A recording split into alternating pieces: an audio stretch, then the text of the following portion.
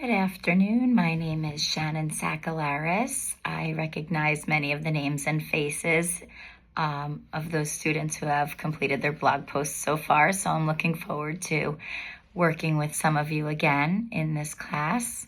Since completing the last practicum, RDG 591, I have continued to work with my practicum student. I am an interventionist at a pre-K to 8th grade school.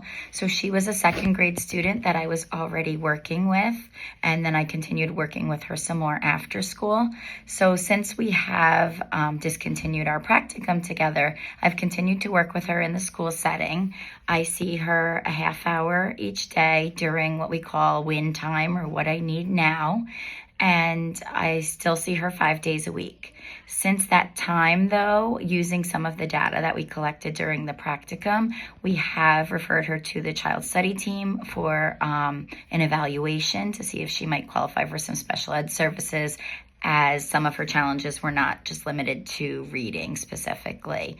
I did see such a tremendous gain in her ability to read, though, and it just really solidified for me what a difference using that Orton Gillingham approach does make with students.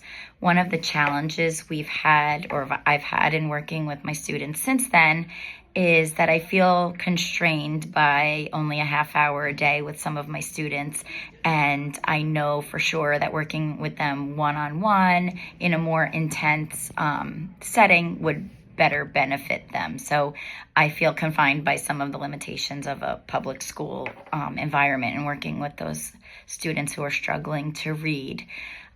With that said, I have taken many of the takeaways from the practicum program in addition to some of the training I'd had before this, and I've really used that to help turnkey with some of the teachers that I work with, since I'm the intervention coordinator here at our district. So I've used some of the data and as well as some of the instructional techniques to kind of help some of our other interventionists to refine their practice as well, and that's been very rewarding.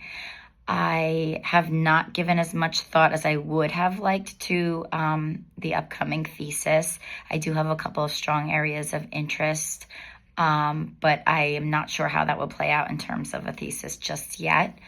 I am curious about the link between phonemic awareness down in pre-K and kindergarten and the impact that it has on beginning reading for our ELL students. And then on the opposite end of the spectrum, I'm really curious or very interested in morphology and vocabulary instruction for 4th to 8th grade students. So those are two areas that I'm looking forward to exploring, in the next few weeks to try to kind of hone in on a topic. I'm looking forward to completing the program. It has been so awesome and so rewarding, but also very tiring. I have 2 young children who are involved in competitive cheerleading and sports. They just began lacrosse as well. And, full-time working mom, trying to juggle all the things. So as much as this has been a wonderful program, I'm looking forward to having a couple extra hours on my plate every day to work with. But I'm looking forward to working with all of you again.